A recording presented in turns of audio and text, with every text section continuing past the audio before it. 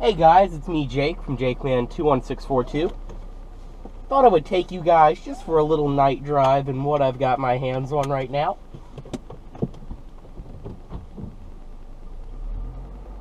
Those of you who don't know, this is my friend's car, MKM230, or Matt, but MKM230 here on YouTube. If you don't subscribe to him, definitely go check it out. He has awesome taste in cars, just like I do. And him and he is the old owner of my daily driver, my Accord. So him and I decided to just trade keys for a day. And so this is what I'm driving. This is a 2002 Honda Civic Si. This is the EP3 model of the Si, as I'm sure you all know. And this is just an absolutely excellent car to drive.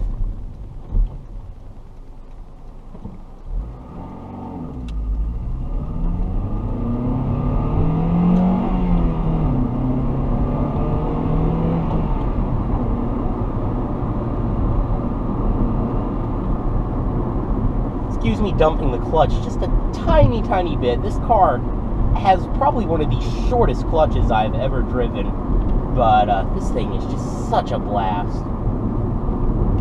This is the EP3 generation of the Civic Si, and these really have a cult following, and you don't see them that often, at least around here. I mean, they really weren't that popular, and I'll admit it, I've never been a huge fan of these until I got to drive this one. These are an excellent car. This is back in the days when the Si actually was something special.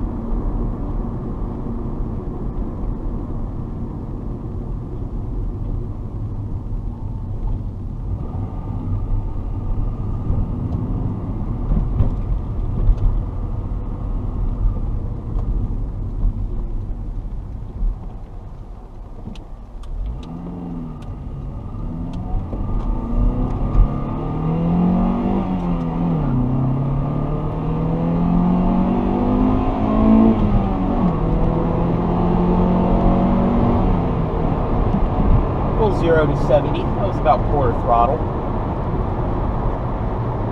Anyways, this is back from the days when the Si really wasn't the VTEC screamer that the generation before this was, or that even the current one with the K24 engine is.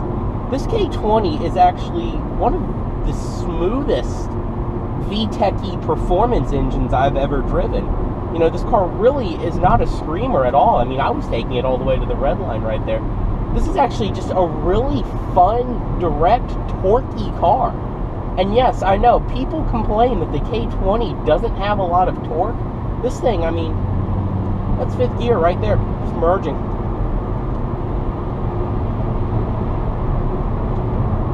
I mean, I don't understand that. Yes, it doesn't have as much torque as, like, a Mustang or something, but it's a 2-liter 4-cylinder that makes 160 horsepower.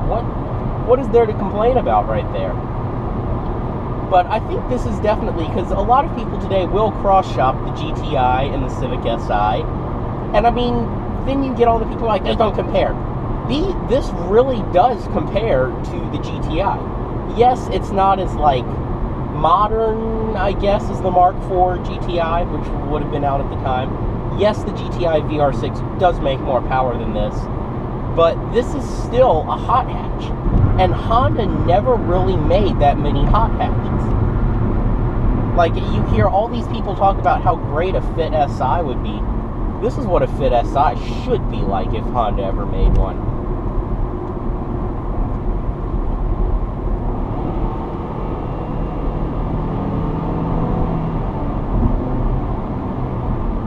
Handling of this car is fantastic. And I don't know if that blue blinking light is showing up on camera, but that is not a cop, that's the GoPro blinking.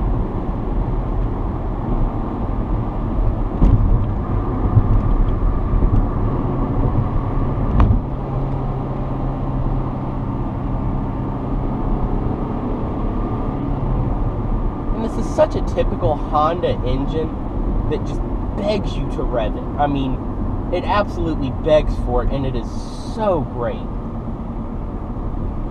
I'm really going to freak people out with that blue light, I can already tell.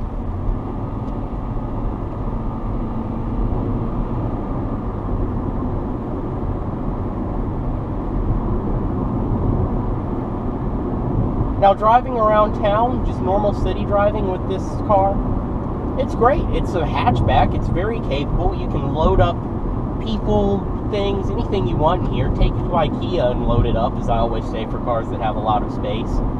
But the one thing you will notice, because when I went to Matt's house today to trade cars, and he lives downtown here in Richmond, and the one thing I did notice is I was driving back, and I didn't take the highway. I took just the normal roads, Broad Street, the main drag of the city, to get back to my house, because I live on the complete other side of the city. And the one thing I definitely noticed about this, car, and I mean, my Accord is a tightly sprung car. It is a sedan, but it still is a very tightly sprung car. And the one thing I did notice about this is you feel everything in the road, which, yes, I'm sure some people like, but I can see why that would get a little exhausting with one of these as a daily driver. But then you just throw it through the gears and you forget all about that.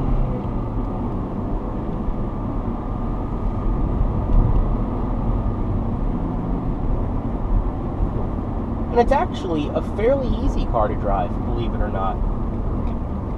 It's very nice and comfortable. These seats hold you in very, very well. They're very nicely bolstered. This one has 163,000 miles almost, and you would not be able to tell. It is such a typical Honda, as in the fact that everything is so tight. The steering, this car actually does have electric power steering, and it feels excellent. I mean, I have no complaints about it there.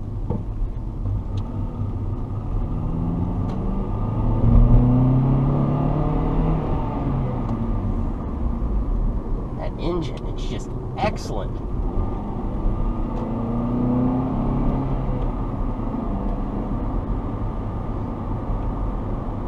I mean, as I said, the car is very tight, but some people like that. I would get used to it, I'm sure. But other than that, this car really is an excellent daily driver. It's a creepy cat that just ran out in the road right there. Another thing I did notice is the shifter in this vehicle is notchy. But, I mean, I've heard people say that the Mark V Volkswagen shifter is notchy, which I don't think it is. But it's a good notchy. It's not like the gearbox on the regular Civic, the EM1 and the EM2. That is the shortest light ever. I hope I got that on video. The EM1 and the EM2, where it's kind of, I don't know, it's still a great gearbox in that car, but it's just kind of, it's kind of dull. This is notchy, but, like, you know exactly what you're doing. There's no, like, mistaking third for first in this car.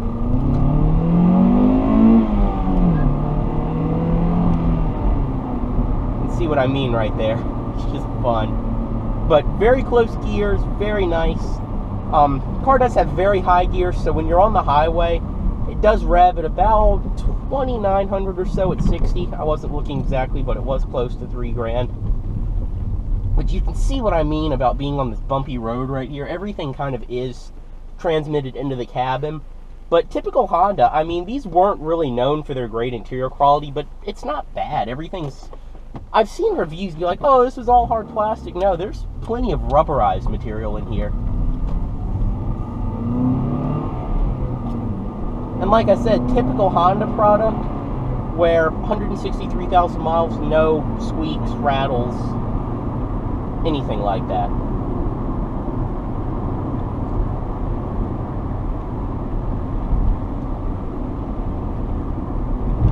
And I mean, you can see they're driving it normally, reach 5th gear by 40. It's nice and smooth, just like any other car would be. I would say it's probably just as smooth as a Fit, which, yes, this Fit is a harsher car because it's a cheap car, but the Fit still is smoother than almost anything else in the class, like the Yaris or a Veo or something like that. But this also isn't like a Fit in the fact where when you start to push a Fit will just be like, no, you are not doing that. Or this car is just kind of like, bring it on.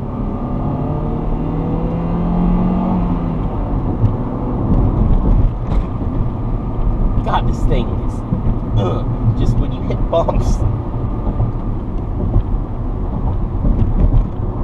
Which, if you live in an area that isn't Richmond, Virginia, and they actually, like, take care of the roads, you'll be fine. You won't have a single worry. Why are you braking?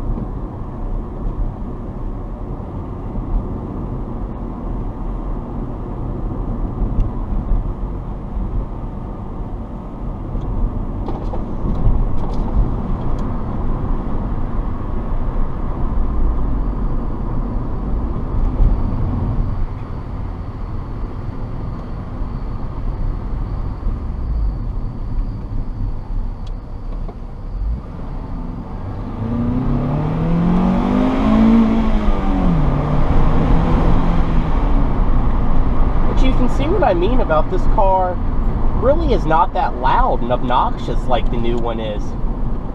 I mean, granted, the new one is nowhere near as obnoxious as like the Focus ST with its fake intake sound that's like pumped into the cabin.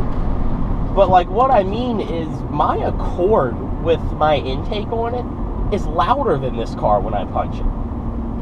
Like I said, this is not the VTEC screamer that the generation of SI before this was, and this isn't the big torquey 2.4 engine in the new one. This is just the K20, rev it out, have fun, but it's smooth. It is such a surprisingly smooth car. And I know I keep going on and on about that, but this car genuinely had me surprised at just how smooth it is.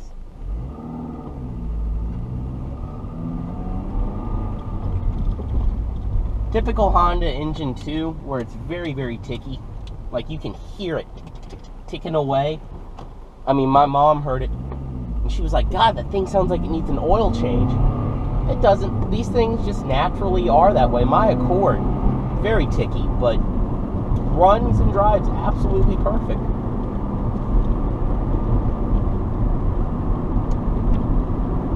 And on another just very, very quick note about this car before I get home, my favorite part of this car is the steering wheel. I absolutely love the steering wheel. Anyone who knows their Hondas knows this is the steering wheel out of the first generation Insight. And anyone who knows me knows I love those stupid cars. Like, I would love to own a 5-speed Insight. But, the exact same steering wheel out of there. Also the exact same steering wheel out of the S2000. I believe the AP1 S2000 to be exact. You can see what I mean. It doesn't really have that low end power. You kind of got to rev it. Whereas in right there with my mom's Rabbit, I can take that in third and keep going. But this thing still has some torque to it. Anyway, as I was saying, same steering wheel out of the S2000 and out of the first gen Insight. It is leather wrapped. It does have the red stitching, keeping in with the red of this car interior. That rattling here is my coffee cup.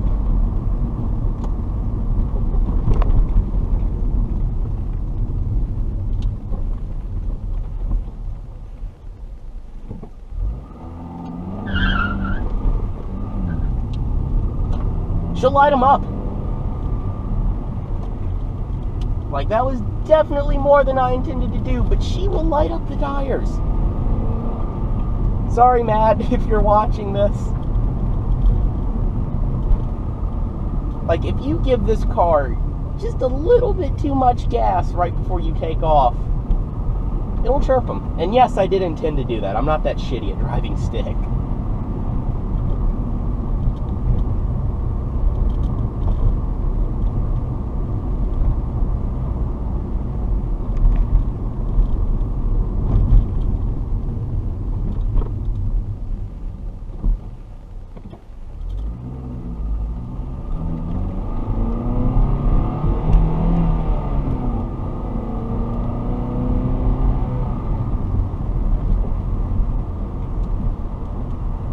Darkest street, I don't know why.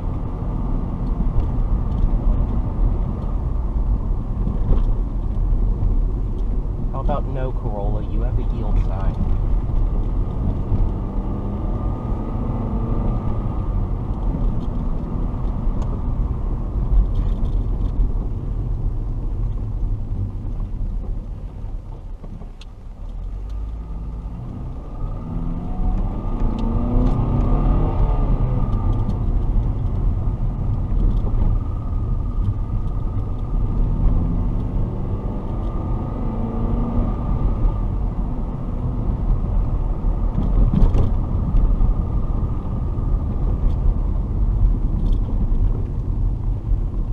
Anyways, guys, let you all go because this video turned out a little bit longer than I intended for it to be, but oh well.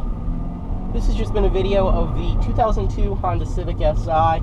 As I said, subscribe to Matt's channel. Matt is awesome. This is his car, and he was so cool to let me drive it because I know he hasn't even made a driving video of it yet, so sneak peek for you guys. Anyways, as always, thanks for watching. Any questions, comments, anything like that, please drop them down below. And I hope you all enjoyed this video.